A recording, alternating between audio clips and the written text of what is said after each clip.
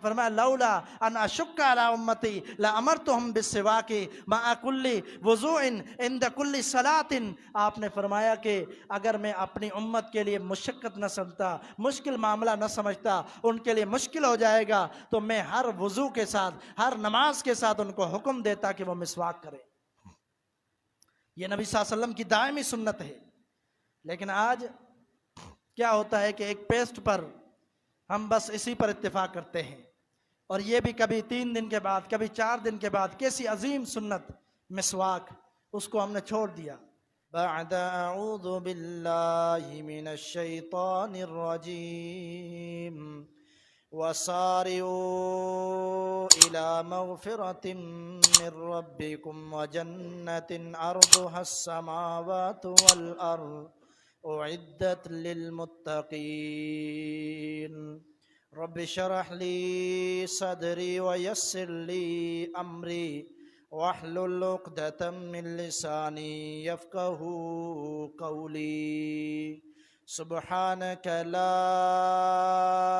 इल्म लना इल्ला मा अल्लमतना इन्नका अंतल अलीमुल हकीम।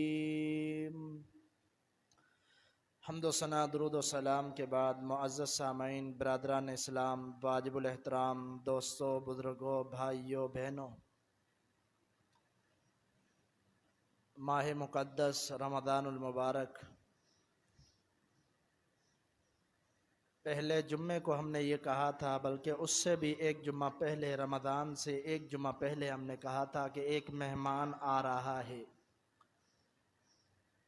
और पता ही नहीं लगा कि ये मेहमान जाने की तैयारियों में है। 2 से 3 दिन बाकी इस माह मुक़द्दस के हैं, और ये मेहमान अपने तवील सफ़र पर रवाना हो जाएगा। फिर साल के बाद क्या पता हमारी इसके साथ मुलाकात हो या ना हो, किसी को कोई पता नहीं,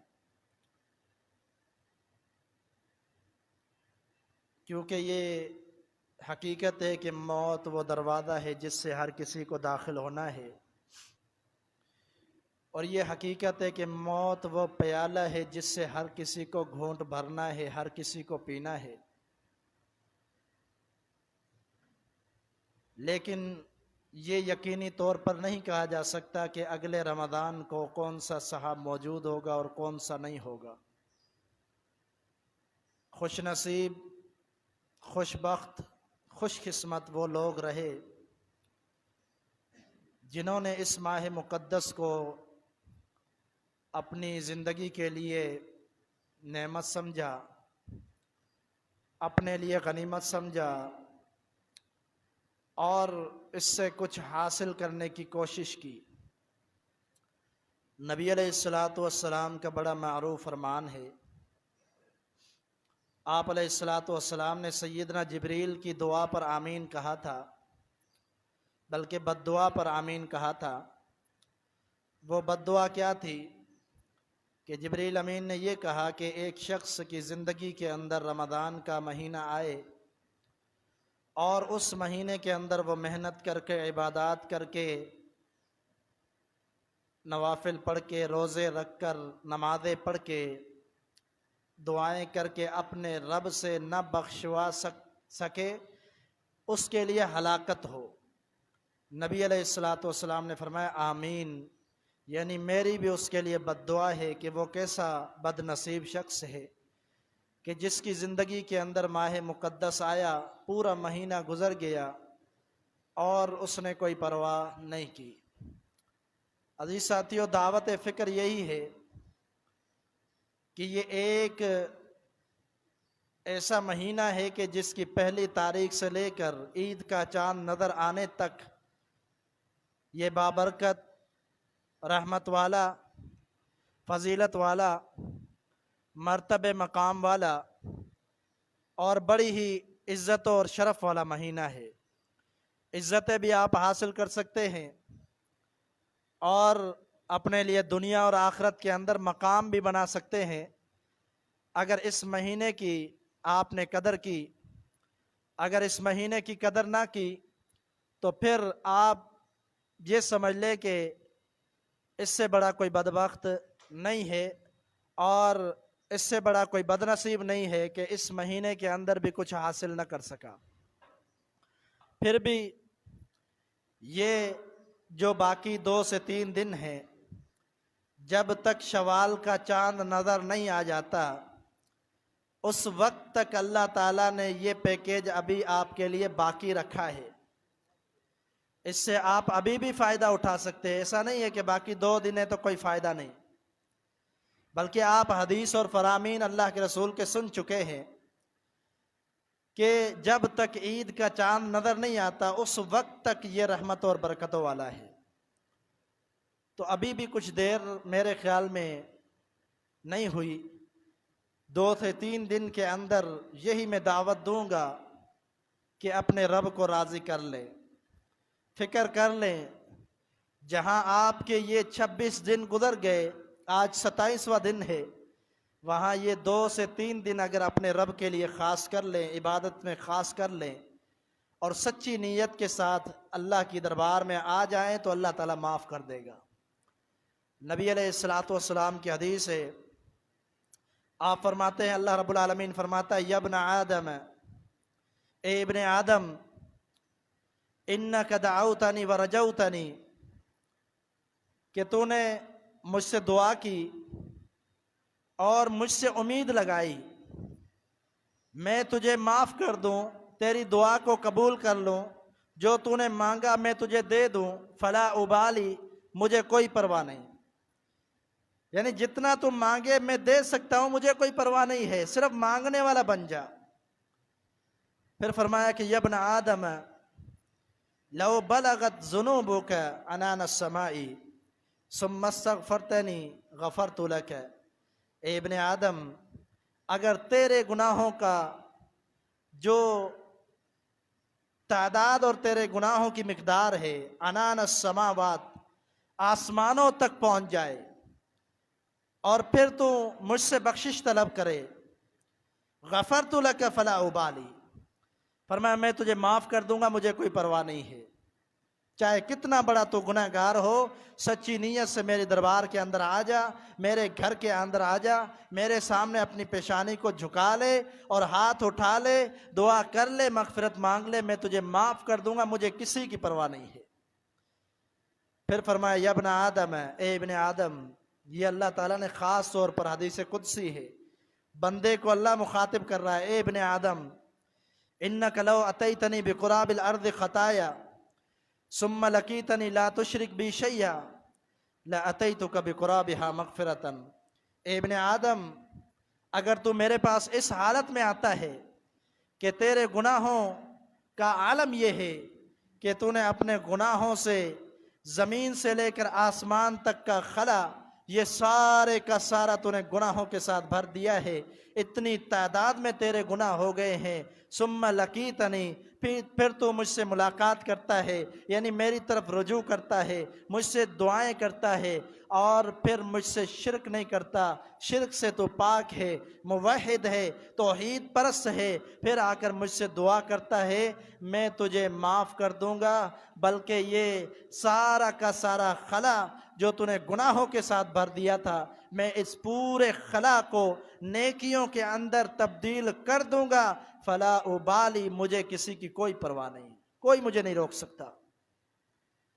माफ़ कर दूं, दुआएं कबूल कर दूं, गुनाहों को नेकियों के अंदर तब्दील कर दूं, मुझे कोई परवाह नहीं, अल्लाह फरमाता है। यानी मुझे कोई टोकने वाला नहीं, कोई मलामत करने वाला नहीं, मैं तुम्हारा रब हूं। लेकिन बात क्या है कि ये शर्त है कि पहले तुझे आना पड़ेगा, मेरी बारगाह के अंदर आना पड़ेगा, मुझसे मांगना पड़ेगा, मुझसे इस्तिग़फ़ार करना पड़ेगा। जब करेगा तो मैं तुझे माफ़ कर दूंगा, मुझे किसी की कोई परवाह नहीं है। अल्लाह ताला कुरान मजीद में ये भी फरमाता है, कुल या इबादियल्लज़ीना असरफ़ू अला अनफुसिहिम ला तक़नतू मिन रहमतिल्लाह इन्नल्लाह यग़फ़िरुज़्ज़ुनूब जमीआ इन्नहु हुवल गफ़ूरुल।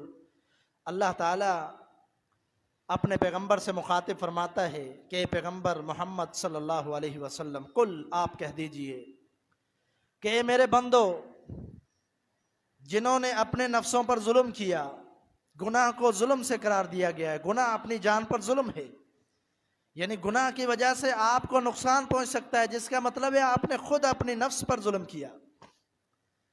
इसको अल्लाह ताला ने कुरान में भी जुल्म करार दिया, शिर्क को भी जुल्म करार दिया। ये अपनी जान पर जुल्म है। फरमाया कि ए पैगंबर आप कह दीजिए कि जिन्होंने अपने नफ्सों पर, अपनी जानों पर जुल्म किया है, उनको आप बतला दें कि ये लोग सारे के सारे ला तकनतु मिन रहमतिल्लाह, वो अपने रब की रहमत से मायूस ना हो, ना उम्मीद ना हो। वो उनका रब जो है सारे गुनाह माफ कर देने वाला है, और वो गफूर है, बख्शने वाला है, बहुत ज्यादा मगफिरत करने वाला है, फिक्र नहीं है उसको किसी की। इसलिए आप पैगंबर अपनी उम्मत को बतला दें कि कितने भी गुनाह बढ़ जाएं, जिस वक्त भी चाहें, चाहे वो रमज़ान का महीना हो, चाहे रमज़ान का महीना ना भी हो, आए अल्लाह के यहाँ आकर दुआ करें, बख्शिश मांगे, अल्लाह ताला उनके सारे गुनाह माफ़ कर देगा, चाहे वो कबीरा हो चाहे वो सगीरा हो। ये अल्लाह ताला ने कुरान में भी ऐलान कर दिया। हदीस मैंने आपको सुनाई, नबी अलैहिस्सलातु वस्सलाम कि ज़िंदगी के अंदर इस्तिग़फ़ार का क्या मामला था, तौबा का क्या मामला था। अल्लाह के रसूल सल्लल्लाहु अलैहि वसल्लम फरमाते इन्नी ला अस्तग़फ़िरुल्लाह व अतूबु इलैहि, मैं अल्लाह से तौबा करता हूँ, अल्लाह से इस्तिग़फ़ार मांगता हूँ। एक दिन के अंदर 70 मरतबा या 100 मरतबा के अल्फाज हैं, दोनों अल्फाज मिलते हैं हदीस के अंदर। इमाम कायनात मोहम्मद रसूलुल्लाह सल्लल्लाहु अलैहि वसल्लम अल्लाह से इस्तिग़फ़ार मांग रहे हैं 70 से 100 मरतबा। फिर आप अपना मुआज़ना कीजिए कि आपको कितनी मरतबा दिन और रात के अंदर इस्तिग़फ़ार करना चाहिए। लेकिन बदकिस्मती ये है कि मैं इस्तिग़फ़ार करने के लिए तैयार ही नहीं हूँ। पूरा महीना गुजर जाता है, ऐसा अजीम महीना, मैं रोज़े रखने के लिए तैयार नहीं हूँ, नमाज पढ़ने के लिए तैयार नहीं हूँ, नवाफिल अदा करने के लिए तैयार नहीं हूँ, सदका और खैरात करने के लिए तैयार नहीं हूँ, जो अल्लाह ने मेरे ऊपर फ़र्ज़ मुकर्रर किए हैं वो पूरे करने के लिए तैयार नहीं हूँ। फिर मैं किस चीज़ की अल्लाह से दुआ करूँ, किस मुँह से अपने रब के सामने हाजिर हूँ।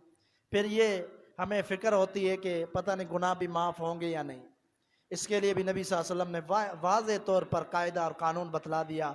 आपने एक वाक़या बयान किया बनी इसराइल का।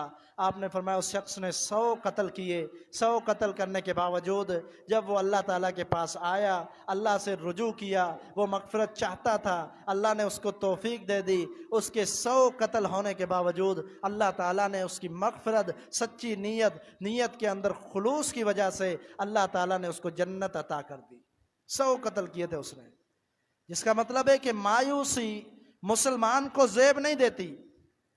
किसी तौर पर भी मायूस नहीं होना, नाउमीद नहीं होना, बल्कि अल्लाह ताला से तलबगार होना है, इस्तिग़फ़ार का, तौबा का। नबी अलैहिस्सलातु वस्सलाम के सहाबा इकराम किस तरह जन्नत के तलबगार थे और गुनाहों की बख्शिश मांगते थे। अल्लाह के रसूल सल्लल्लाहु अलैहि वसल्लम के पास एक वफ़द आया। आप सल्लल्लाहु अलैहि वसल्लम ने फरमाया कि ये जो लोग हैं अंसार, जो भी मुझसे मांगे मेरी ताकत के अंदर होगा मैं इनको अता कर दूंगा। इन्होंने क्या कहा, इन्होंने बच्चे से एक आपस में मशवरा किया, बच्चे ने मशवरा दिया कि ऐसा करते हैं नबी सल्लल्लाहु अलैहि वसल्लम से मग़फ़िरत की दुआ करवा लेते हैं, मग़फ़िरत की दुआ करवा लेते हैं। उन्होंने बच्चे के मशवरे को कबूल किया कि बच्चे ने बड़ा अच्छा मशवरा दिया है। वजह क्या थी, वो एक अपने काम से आए थे दुनियावी। बच्चे ने कहा कि ये दुनियावी काम है, अगर ना भी हल हुआ तो कोई मसला नहीं, 2-4 दिन की दुनिया है, ख़त्म हो जाएगी। नबी सल्लल्लाहु अलैहि वसल्लम से सवाल करो मग़फ़िरत का। अल्लाह के रसूल सल्लल्लाहु अलैहि वसल्लम के पास आए, दुआ की, अल्लाह के रसूल से इस्तिदा की, अल्लाह के रसूल आप हमारे लिए दुआ करें, हमारी ये ख्वाहिश है कि अल्लाह हमारे गुनाहों को माफ़ फरमा दे। आप सल्लल्लाहु अलैहि वसल्लम ने हाथ उठाए, आपने फरमाया अल्लाहुम्मा अग़फ़िर लिल अंसार वली अबनाइल अंसार वली अबनाइल अंसार वली मवालिल अंसार। ए अल्लाह अंसार की जमात को माफ़ फरमा दे, ए अल्लाह इनके बेटों को माफ़ फरमा दे, ए अल्लाह इनके पोतों को माफ़ फरमा दे, ए अल्लाह इनके ग़ुलामों को माफ़ फरमा दे। नबी सल्लल्लाहु अलैहि वसल्लम ने अपने हाथ उठाए इनकी मग़फ़िरत के लिए। पता चलता है कि दुनिया की 2-4 ज़िंदगी के लिए उनको कोई फ़िक्र नहीं थी, ना जमा करने की फ़िक्र थी, ना कोई जमा पूंजी जमा करने की, ना कोई ख़जाने जमा करने की। दुनिया की फ़िक्र को कोई फ़िक्र समझते ही नहीं थे। इसीलिए दुनिया के काम को पीछे छोड़ दिया, कहा उसका तज़किरा भी नहीं करना। इतनी बड़ी नबूवत की ज़बान से गवाही मिली है कि जो मांगना चाहो मांगो, छोड़ो दुनिया को, मांगो तो अल्लाह से मग़फ़िरत मांगो। पैगंबर की दुआ होगी, अल्लाह हमें माफ़ कर देगा। मग़फ़िरत की दुआ करवाई, अल्लाह के रसूल ने सबके लिए मग़फ़िरत की दुआ कर दी। ये उनकी फ़िक्र थी। जंग उहद के अंदर नबी अलैहिस्सलातु वस्सलाम ने, एक सहाबी है, उसने सवाल किया अल्लाह के रसूल सल्लल्लाहु अलैहि वसल्लम, इन कुतिलतु फ़अयना अना, अगर मैं जंग के अंदर कत्ल कर दिया जाऊं तो मेरा ठिकाना क्या होगा? तो नबी अलैहिस्सलातु वस्सलाम ने फरमाया, अगर जिहाद के अंदर आप कत्ल कर दिए जाओ तो आपका ठिकाना जन्नत होगा। उसके हाथ में कुछ खजूरें थी, उसने फेंकी और फेंकते ही मैदान जिहाद में शामिल हो गया और वो शहीद हो गया। यानी उसने परवाह नहीं की कि अभी कुछ देर लम्हा लग जाए और मेरी जन्नत में जाने के लिए कोई रुकावट बन जाए। ऐसी ही एक और हदीस है, सैयदना उमैर बिन हमाम रज़ी अल्लाह तआला अन्हु अंसारी सहाबी हैं, उसके बारे में भी ऐसी हदीस आती है। वो खजूरें खा रहे थे, रसूलुल्लाह सल्लल्लाहु अलैहि वसल्लम ने ये फरमाया कि आगे बढ़ो, जब तक मैं हुक्म नहीं देता उससे पहले तुमने मैदान जिहाद में जिहाद नहीं करना। लेकिन जब नबी सल्लल्लाहु अलैहि वसल्लम ने हुक्म दिया और आप सल्लल्लाहु अलैहि वसल्लम तरगीब दिला रहे थे जन्नत की, वो समझ गया कि यही मकसद है कि अगर बंदा इसमें शहीद हो जाता है उसको जन्नत मिल जाएगी। खजूरें फेंकता है, सामने भागता है, मैदान के अंदर तलवार हाथ में है, नेज़ा लगता है, शहीद हो जाता है और वो भी जन्नत हासिल कर लेता है।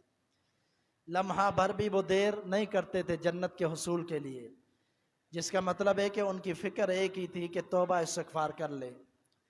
ये बहुत बड़ी नेमत है अल्लाह ताला की, तौबा इस्तिग़फ़ार। नबी अलैहिस्सलातु वस्सलाम की बेशुमार अहादीस है इस मौजू पर, लेकिन वक्त मुख्तसर होता है, इसीलिए हम कुछ चुनिंदा अहादीस आपके सामने बयान कर देते हैं। अल्लाह के रसूल सल्लल्लाहु अलैहि वसल्लम फरमाते हैं, इन्नल्लाह अज़्ज़ा व जल्ल ला यक़बलु तौबतल, अल्लाह ताला तौबा कबूल कर लेता है उस वक्त तक जब तक आप पर सकरात का वक्त तारी ना हो जाए। यानी मालम युगरगिर, आपकी सांस जब तक हलक तक नहीं पहुंचती, ये हलक तक पहुंचे तो समझो बाकी बाहर आना बाकी है, उस वक्त तक अल्लाह ताला तुम्हारी तौबा को कबूल करता है, इस्तिग़फ़ार को कबूल करता है। लेकिन इस्तिग़फ़ार करना चाहिए, तौबा इस्तिग़फ़ार करना चाहिए। नबी अलैहिस्सलातु वस्सलाम फरमाते हैं, अत्ताइबु मिनज़्ज़म्बि कमन ला ज़म्ब लहू, एक बंदा अल्लाह से तौबा करता है, इस्तिग़फ़ार करता है, माफ़ी तलब करता है इखलास के साथ, खुलूस के साथ, फरमाया कि उसकी ज़िंदगी का मामला इस तरह हो जाता है कि गोया कि उसने जिंदगी के अंदर कभी गुनाह किया ही नहीं। अल्लाह ताला इस तरह उसके नाम अमाल को साफ कर देता है। अल्लाह ताला इस तरह उसके रजिस्टर से गुनाहों की जितनी भी लिस्ट होती है सारी कटवा देता है और फिर उसको नेकोकारों में शामिल किया जाता है। अल्लाह तो चाहता है मेरा बंदा मुझसे इस्तिग़फ़ार करे।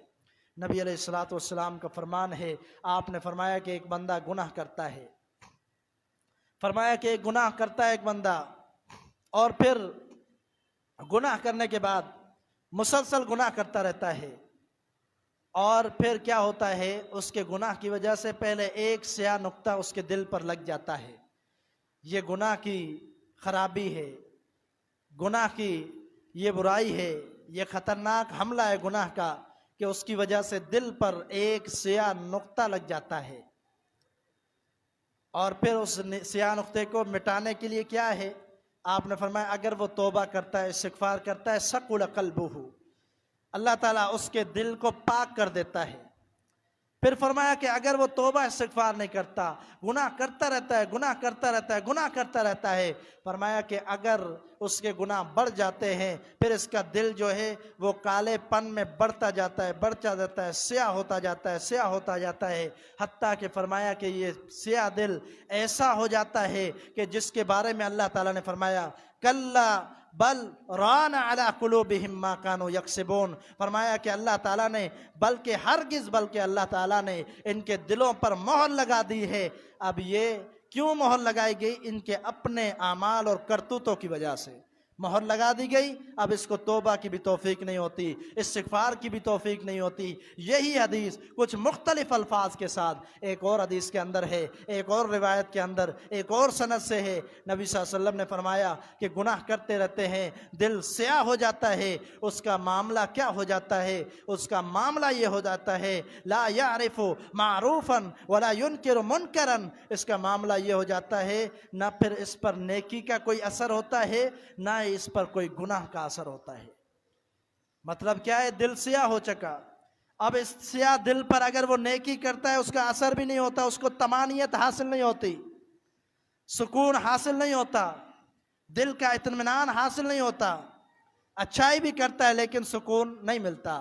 लेकिन अगर बुराई करता है तो फिर उस बुराई को कुछ समझता नहीं है, उसको कुछ समझता नहीं है। मतलब क्या है कि परवाह ही नहीं करता, गुनाह पे गुनाह कर रहा है, उसको कोई परवाह नहीं। आज गुनाह कर दिया, कल गुनाह कर दिया, कबीरा गुनाह करता है, आज कल परसों, फिर मुसलसल ये गुनाह करता रहता है। फिर ये मोहर वाला दिल हो जाता है, काला सिया हो जाता है। फिर इसको कोई परवाह नहीं है, गुनाह हो नेकी हो, फिर इसका ठिकाना यकीनन आप जानते हैं क्या होगा। इसका ठिकाना फिर जहन्नम होगा।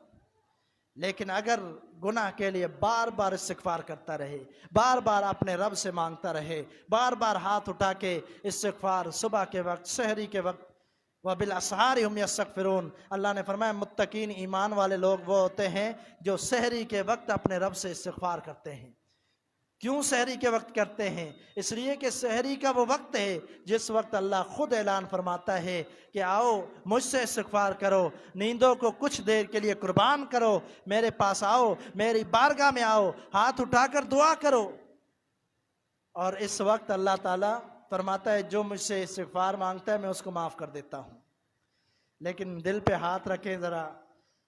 दूसरे साल को तो छोड़े, रमज़ान के अंदर कोई ऐसा भी भाई है जिसने सहरी के वक्त, सहरी के अलावा कभी इस्तिग़फ़ार भी किया हो? कोई ऐसा भी होगा? अल्लाह करे हो कोई ऐसा। लेकिन हमारी कैफियत ऐसी है कि रमज़ान के महीने के अंदर भी जब हमने वैसे ही उठना होता है सहरी में, वैसे ही रोज़ा रखना होता है, रमज़ान के महीने के अंदर भी हमें तौफीक नहीं होती कि सहरी के वक्त 2 नफिल पढ़ के अपने रब से दुआ करें, अपने लिए इस्तिग़फ़ार करें। तो फिर बाकी 11 महीने में क्या हमारी कैफियत होगी? तो नबी अलैहिस्सलातु वस्सलाम की कैफियत क्या थी? आप पूरी पूरी रात अल्लाह से इस्तिग़फ़ार किया करते थे, पूरी पूरी रात। कभी कभी नबी सल्लल्लाहु अलैहि वसल्लम रोते रहते थे अपनी उम्मत की बख्शिश के लिए, अपने रब को राज़ी करने के लिए, अपने रब का शुक्र अदा करने के लिए। नबी सल्लल्लाहु अलैहि वसल्लम की ये कैफियत थी। अल्लाह के रसूल सल्लल्लाहु अलैहि वसल्लम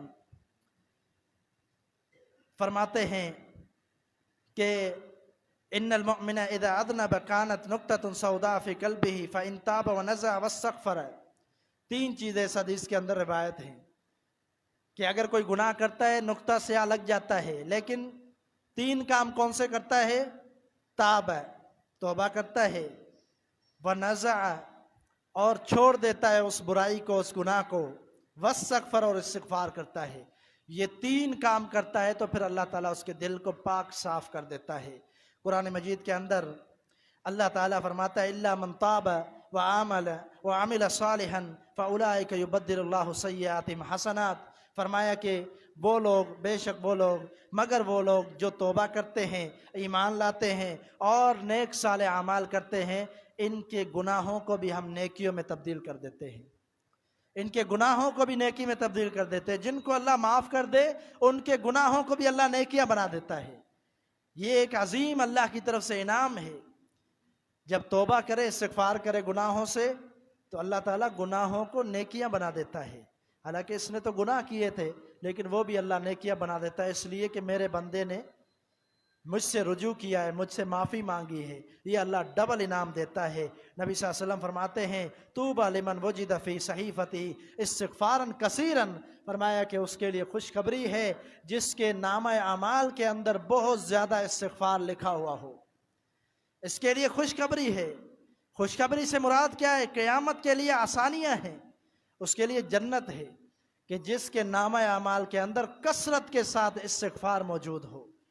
ये कसरत के साथ इस्तिग़फ़ार ऐसा ही बंदा कर सकता है जो सुबह शाम के अज़कार करता है। सुबह शाम के अज़कार के अंदर अस्तगफिरुल्लाह रब्बी व अतूबु इलैहि, ये इस्तिग़फ़ार है कभी 70 मरतबा कभी 100 मरतबा, जिस तरह नबी सल्लल्लाहु अलैहि वसल्लम की ज़िंदगी से साबित है। अगर मुसलसल आप रोज़ाना ये अमल करें तो आप समझे कि आपके सहीफ़े के अंदर ये इस्तिग़फ़ार दर्ज हो रहा है, और फिर उस खुशखबरी को आप पा सकते हैं जो नबी सल्लल्लाहु अलैहि वसल्लम ने फरमा दिया कि जिसके ज़्यादा इस्तिग़फ़ार होंगे नामा अमाल में, वो कल खुश नसीबों में होगा, उसके लिए खुशखबरी है जन्नत की।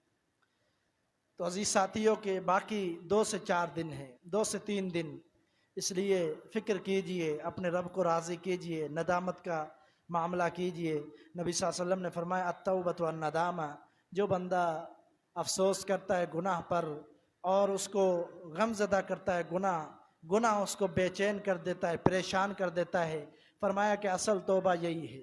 क्योंकि जो नदम पशेमान होगा, जो अफसोस करेगा, जिसको गम लाहक होगा गुनाह की वजह से, वही तौबा और इस्तिग़फ़ार करेगा। तो ये नदामत का दामन न छोड़िए। यकीनन हर शख्स बड़ा गुनाहगार है, कदम कदम पर गुनाह करता है, इसलिए अपने रब की बारगाह में बाकी 2 से 3 दिन है, ये भी आपके लिए मौका है। आइए अपने रब को राज़ी कीजिए ताकि दुनिया और आखिरत की भलाइयाँ हमें हासिल हो जाएं। दूसरी एक बात अहम जिसकी तरफ मैं रहनुमाई करना चाहता हूँ, वो ये है कि रमज़ान मुबारक का महीना तो गुज़र जाता है। बहुत सारे ऐसे भाई होते हैं जो रमज़ान के महीने के अंदर बहुत सारी नेकियां करते हैं, हर रात को जाग कर दुआएँ भी करते हैं, इबादतें भी करते हैं, बहुत सारा वक्त देते हैं रमज़ान मुबारक की इबादत के लिए। लेकिन फिर क्या होता है कि जैसे ही शवाल का चाँद नज़र आता है तो पहले दिन से ही वो दोबारा गुनाहों की तरफ राग़िब हो जाते हैं, दोबारा बुराइयों की तरफ चले जाते हैं। ईद के दिन से ही दोबारा उसी ज़िंदगी का शुरू कर देते हैं मामला, जो रमज़ान से पहले उनके मामलात थे, गुनाह थे, बुराइयां थी और अजीब किस्म के उनके अंदर हरकत थी जो दीन के ख़िलाफ़ नाफरमानियों पर मबनी, वो दोबारा रमज़ान के बाद शुरू कर देते हैं। तो ऐसे बंदे के अमाल का कोई फ़ायदा नहीं है।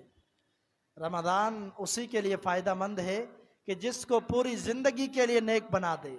अल्लाह ताला फरमाता है या अय्युहल्लज़ीना आमनू कुतिबा अलैकुमुस्सियाम कमा कुतिबा अलल्लज़ीना मिन क़ब्लिकुम लअल्लकुम तत्तकून। ये जो रोज़ा है हमने तुम पर इसलिए फ़र्ज़ किया है, इसका एक अहम मकसद ये है ताकि तुम अपने रब से डरने वाले बन जाओ। इसका मतलब ये नहीं है कि सिर्फ रमज़ान में डरना है, बाकी 11 महीने अपनी मर्ज़ी करनी है, नहीं, बल्कि अल्लाह ने फरमाया मकसद यही है कि पूरी ज़िंदगी के लिए अल्लाह का डर, अल्लाह का खौफ, अल्लाह का तकवा, परहेज़गारी बंदे के अंदर शामिल हो जाए। यही रोज़े का मकसद है, यही रमज़ान का मकसद है, यही रमज़ान की इबादतों का मकसद है। लेकिन अगर इस मकसद को फोत कर दिया गया तो फिर इन इबादत का कोई फ़ायदा नहीं है। नबी अलैहिस्सलातु वस्सलाम का फरमान है, आप सल्लल्लाहु अलैहि वसल्लम फरमाते अहब्बुल अमाल इलल्लाहि अदवमुहा व इन कल्ला। फरमाया कि अल्लाह ताला को महबूब जो अमाल है, पसंदीदा जो अमाल है, वो ऐसे अमाल है जिनको हमेशा किया जाए, जिनको हमेशा किया जाए। नमाज हमेशा पढ़ना, नवाफिल हमेशा पढ़ना, इस्तिग़फ़ार हमेशा करना, हर अमल जिस पर हमेशा की इख्तियार की जाए, अल्लाह को वही अमल पसंद है। लेकिन ये अमल के 2 दिन नमाज पढ़ी फिर छोड़ दी नमाज, 2 दिन रोज़े रखे रमज़ान के फिर रमज़ान के रोज़े छोड़ दिए, कभी क़ियामुल लैल किया कभी नहीं किया, अल्लाह को ऐसा मामला पसंद नहीं है। फिर नबी सल्लल्लाहु अलैहि वसल्लम ने फरमाया व इन कल्ला, अगरचे अमल थोड़ा ही क्यों ना हो, अमल आप थोड़ा ही करें। रात को अगर आप इस्तात नहीं रखते, 2 नफिल पढ़ने की इस्तात रखते तो हमेशा के लिए नफिल पढ़ें 2। अगर आप महीने के रोज़े नहीं रख सकते जो हर महीने के नफली रोज़े हैं, तो रमज़ान के रोज़े रखें, उस पर इस्तिकामत इख्तियार करें, हर साल के रमज़ान के रोज़े रखें। आप अगर सदका और खैरात करते हैं तो ऐसा नहीं है कि एक मरतबा किया फिर सालों साल भूल गए, नहीं, बल्कि मुस्तकिल ये अपनी आदत बनाएं कि मस्जिद के मामलात में, मदारिस के अंदर गरीब व मसाकीन के साथ ये आपका ताउन हमेशा जारी रहे। ये अमल अल्लाह को पसंद है, अगरचे कम करो लेकिन हमेशा ये अमल करो, फिर अल्लाह को पसंद है। नबी सल्लल्लाहु अलैहि वसल्लम ने फरमाया कि शय्यबतनी सूरत हूद, आपने फरमाया सूरत हूद ने मुझे बूढ़ा कर दिया है। बूढ़ा कर दिया क्या मतलब? मुझे कमज़ोर कर दिया है। इस हूद सूरत के अंदर क्या है? अल्लाह ताला ने फरमाया कि आप इस्तिकामत इख्तियार कीजिए, हम जो आपको हुक्म देते हैं, जो आपके लिए मामला हम इख्तियार करते हैं, हम जो आपको पाबंद बनाते हैं, आप उस पर इस्तिकामत इख्तियार करें। यानी ये अमल आपने हमेशा करना है। आपने फरमाया इस सूरत ने, इस आयत ने मुझे बूढ़ा कर दिया है। यानी इस कदर नबी सल्लल्लाहु अलैहि वसल्लम को हमेशा आमाल करने की फिक्र थी। नबी सल्लल्लाहु अलैहि वसल्लम का क़ियामुल लैल देख लीजिए, आप सल्लल्लाहु अलैहि वसल्लम ने हमेशा क़ियामुल लैल किया है। सफ़र के अंदर, हज़र के अंदर अल्लाह ने फरमाया या अय्युहल मुज़्ज़म्मिल कुमिल लैला इल्ला कलीला निस्फ़हु अव इनकुज़ मिन्हु कलीला औ ज़िद अलैहि वरत्तिलिल कुरआन तरतीला। ए चादर ओढ़ने वाले मोहम्मद सल्लल्लाहु अलैहि वसल्लम, आप उठिए, क़ियामुल लैल करिए, आधी रात या उससे कम कीजिए। लेकिन ये अल्लाह ने हुक्म दिया नबी सल्लल्लाहु अलैहि वसल्लम को, तो आपने इस पर इस्तिकामत इख्तियार की। नबी अलैहिस्सलातु वस्सलाम के इस्तिकामत के मामला आप देखें तो हैरान हो जाएं। अल्लाह के रसूल सल्लल्लाहु अलैहि वसल्लम इस्तिकामत के साथ मिसवाक किया करते थे, बार बार मिसवाक किया करते थे। सैयदा आयशा फरमाती हैं कि आप सल्लल्लाहु अलैहि वसल्लम अगर तहज्जुद के लिए उठते थे तो उस वक्त भी मिसवाक किया करते थे, हर नमाज के लिए मिसवाक किया जाते। हत्ता कि नबी सल्लल्लाहु अलैहि वसल्लम मुसल्ले पर इमामत के लिए खड़े होते थे, उस वक्त भी मिसवाक करके अपनी जय मुबारक में रख के फिर नमाज शुरू करवाते थे। इस कदर नबी सल्लल्लाहु अलैहि वसल्लम की मिसवाक के बारे में इस्तिकामत थी। आपने फरमाया लौला अन अशुक्का अला उम्मती ला अमरतुहुम बिस्सिवाकी मअ कुल्ली वुज़ूइन इंद कुल्ली सलातिन। आपने फरमाया कि अगर मैं अपनी उम्मत के लिए मुशक्कत न समझता, मुश्किल मामला न समझता, उनके लिए मुश्किल हो जाएगा, तो मैं हर वुज़ू के साथ, हर नमाज के साथ उनको हुक्म देता कि वो मिसवाक करें। ये नबी सल्लल्लाहु अलैहि वसल्लम की दायमी सुन्नत है। लेकिन आज क्या होता है कि एक पेस्ट पर हम बस इसी पर इत्तेफाक करते हैं, और ये भी कभी 3 दिन के बाद, कभी 4 दिन के बाद। कैसी अजीम सुन्नत मिसवाक, उसको हमने छोड़ दिया। नबी सल्लल्लाहु अलैहि वसल्लम ने फरमाया मतहारतुल लिल फम व मर्दातुल लिर्रब। फरमाया ये मिसवाक जो है ऐसी अल्लाह की तरफ से ऐसी इबादत है, फरमाया कि इससे मुंह की सफाई होती है, मुंह साफ होता है और तुम्हारे रब की रजामंदी हासिल होती है। अल्लाह को राजी करना है तो इस सुन्नत पर दायमी अमल करें जिस तरह नबी सल्लल्लाहु अलैहि वसल्लम ने हमेशा की इख्तियार की। अल्लाह अकबर, कुर्बान जाएं सैयदना बिलाल बिन रबाह रज़ी अल्लाह तआला अन्हु, जिनका नाम मशहूर है बिलाल हबशी रज़ी अल्लाह तआला अन्हु, जिनको बड़ी तकलीफ़ें उठानी पड़ी इस्लाम के लिए, दीन के लिए। उन्होंने बड़ी तकलीफ़ें उठाई, हत्ता कि उनको कोड़े भी मारे गए, गरम अंगारों पर लिटाया गया। उमैया ने बड़े जुल्म किए, लेकिन फिर भी सैयदना बिलाल रज़ी अल्लाह तआला ने इस्तिकामत कायम की। हत्ता कि उनका एक अमल बड़ा मारूफ है कि नबी अलैहिस्सलातु वस्सलाम ने फरमाया मेराज पे मैं गया, मैंने अपने सामने आवाज़ सुनी कदमों की, मैंने पूछा ये कौन है? बतलाया गया ये बिलाल है जिसके कदमों की आवाज़ है। दुनिया में चलता ज़मीन पर है, लेकिन इसके कदमों की आवाज़ आसमान पर आती है, आहटें आसमान पर आती हैं। वजह क्या है? बिलाल तूने कैसा अमल कर लिया? ना जो फजीलत अबू बकर को हासिल हुई, जो फजीलत ना उमर को हासिल हुई, ना जो फजीलत उस्मान को हासिल हुई, जो फजीलत ना अली को हासिल हुई। ए बिलाल क्या अमल तूने कर लिया कि ये सारे सहाबा इनको ये फजीलत हासिल नहीं हुई, हालांकि ये भी आपके साथ ज़मीन पर चल रहे हैं, इनके कदमों की आहट आसमान पर नहीं है, तेरी आहट क्यों है? बिलाल का अमल क्या था? मामला क्या था? बिलाल का अमल ये था कि जब भी बेवुजू होते थे, फरमाते मेरा वुजू टूट जाता, नमाज का मौका हो या ना हो, लेकिन ममनू औकात के अलावा जब भी वुजू टूटता मैं वुजू बनाता और 2 रकातें नफिल अल्लाह की रजा के लिए पढ़ता। ये इस्तिकामत का अमल था कि जिसकी फजीलत ऐसी अल्लाह ने फजीलत दे दी जो किसी और सहाबी को हासिल नहीं हुई। अगर इस्तिकामत करे तो फिर अल्लाह ताला ऐसी फजीलतों से नवाजता है। एक बंदा अमल ऐसा करना चाहिए, कोई आपका खुफिया अमल होना चाहिए जो हमेशा की इख्तियार करने वाला हो, जिससे आपका रब राजी हो। ये अमल सैयदना बिलाल का किसी को पता नहीं था, ये छुप छुप कर अमल किया करते थे, किसी को पता नहीं था कि बिलाल हर वक्त वुजू करते हैं या जब भी बेवुजू होते वुजू करते हैं, किसी को पता नहीं था। जब फजीलत नाजिल हुई फिर पूछा गया, पूछे जाने के बाद बिलाल ने बतलाया कि मेरा ये अमल है। एक और सहाबी, सही बुखारी की हदीस है या सही मुस्लिम के अंदर हदीस है कि नबी अलैहिस्सलातु वस्सलाम ने फरमाया ये जन्नती है। मस्जिद के अंदर आता है, उसकी दाढ़ी से वुजू का पानी टपक रहा है, आपने फरमाया ये जन्नती है। ज़रा ये भी गौर करें कि दाढ़ी के अल्फाज हैं कि सहाबी की दाढ़ी से वज़ू का पानी टपक रहा है। ये दाढ़ी प्यारे पैगंबर की भी सुन्नत थी और सहाबा की सुन्नत, सहाबा का भी तरीका था। और नबी अलैहिस्सलातु वस्सलाम के सहाबा, किसी को भी आप साबित नहीं कर सकते कि किसी सहाबी ने दाढ़ी के लिए शेव किया हो और आपने लिए दाढ़ी को ऐब समझा हो। दाढ़ियां रखने वाले सहाबा थे। नबी सल्लल्लाहु अलैहि वसल्लम से जितने भी सहाबा सारे के सारे मोहब्बत करने वाले थे और आपकी एक एक सुन्नत, आपके एक एक अमल को फॉलो करने वाले थे। ये सहाबी भी जिसकी दाढ़ी से पानी टपक रहा है, नबी सल्लल्लाहु अलैहि वसल्लम की दाढ़ी कितनी थी? आप तबकात इब्न साद उठा लीजिए, सीरत के किताब उठा लीजिए, नबी सल्लल्लाहु अलैहि वसल्लम की दाढ़ी मुबारक के अल्फाज क्या हैं? आपकी दाढ़ी इतनी घनी थी, आपके सीने तक आपकी दाढ़ी थी।